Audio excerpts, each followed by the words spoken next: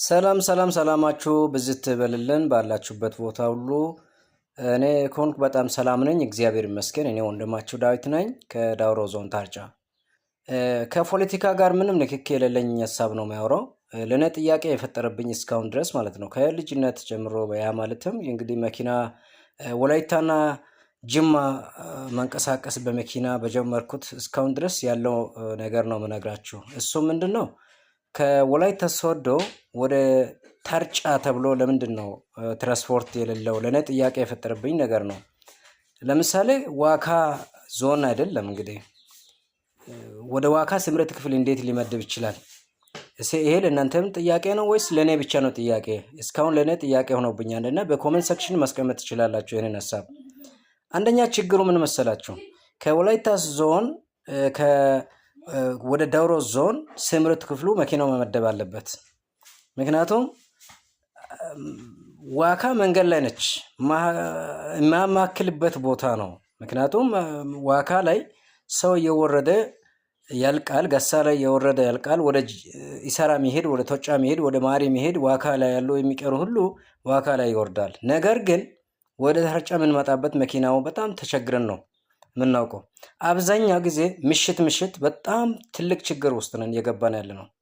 እኔ በራሴ በጣም ጨንቆኛል ማለት ነው። ምክንያቱም ምሽት እስከ 2 ሰዓት እስከ 3 ሰዓት እዛ የመኪና ጭንቅንቅ አለ። የሰሞኑ ጉዳይ እንደምታውቁት ከነዳጅ ጋር የተያያዘ ነገር አለና ስለዚህ የመኪና ችግር አለብን። ያንን ችግር እንደምንም አግኝተን ስንመጣ እስከ 2 ሰዓት እስከ 3 ሰዓት መንገድ ላይ እንቆያለን። ግን ዋካ ላይ ስንደርስ እንደገና በዚቹ አልጋ ከፍለን በበራፋችን አልጋ ከፍለን ከምናድር መኪናው ዘላቂ ቢሆን ዋካ ላይ የሚወርዱት ዋካ ላይ ወርዶ ታርጫ ላይ የሚወርዱ ሰዎችን ደግሞ ወደ ታርጫ ቢያመጣ። ለምንድን ነው ከዞን ወደ ዞን ሊመደብ ይገባል እንጂ ከዞን ወረዳ ተመድቦ ወይ ዋካ ወረዳ ተብሎ ቢሆን አሪፍ ነው ማለት ዞን ቢሆን አሪፍ ነው፣ ደስ ይላል። ወይ ታርጫ ዞን ተብሎ ከምኖር ዋካ ላይ ቢኖር እንደዚህ አይነት ነገር ይገባል። ከዞን ወደ ዞን ለምንድን ነው ማይጫነው? ትራንስፖርቱን ለምንድን ነው ስምረት ክፍሉ እንደዛ ማያደርገው? ለእኔ ጥያቄ ፈጥሮብኛል። ሁል ጊዜ ምሽት እንቸገራለን። በባጃጅ በሞቶር በምኑ ያለ እንሰቃያለን።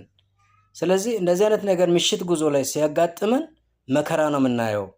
ዘላቂ መፍትሄ የለም።